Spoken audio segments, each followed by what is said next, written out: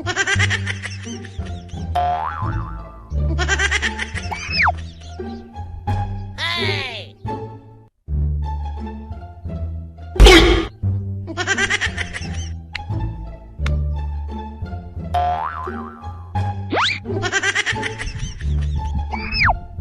Ano nang iniisip mo diyan, Rosale? Ikaw ay natutulan na. Wala. Ako'y napapaisip laang. Gawa ng malapit na ang November 1. Hey! Eh di ba tayo ay dadalaw sa Panchong?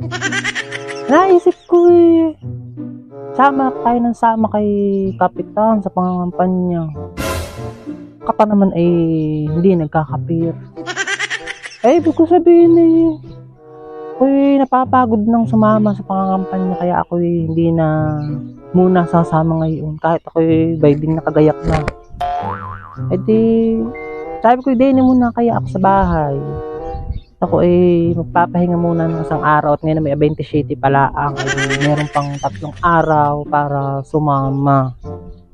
Eh baka nga pati ako hindi na sumama sa mga susunod pang araw at ako nakakita na ng mga kinampanya ni Kapitan. Eh di ako na may kilala na niyang kay Kapitan talaga. Ay ibig ko lamang sabihin naman nakakatata din ang katawan pag araw-araw kang nakasama. Aba, pero wala sa ispalaang ng umaga. Ay lalakad na kayo at nakikipag shake hands ka na sa mga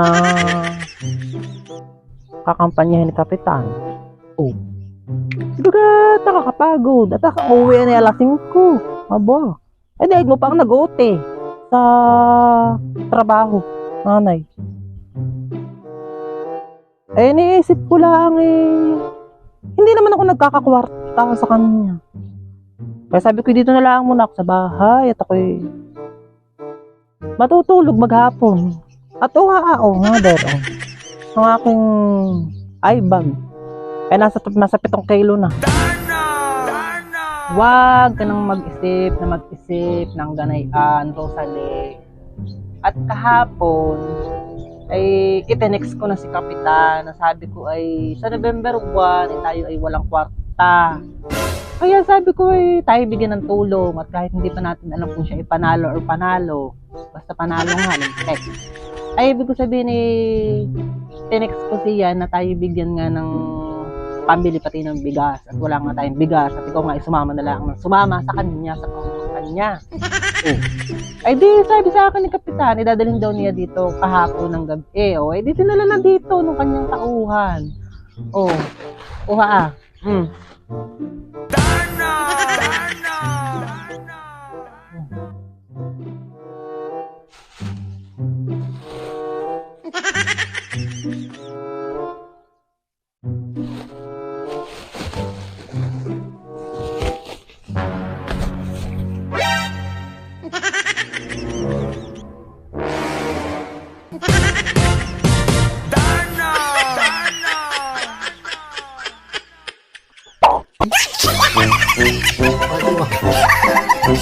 Sorry. Di ba ga?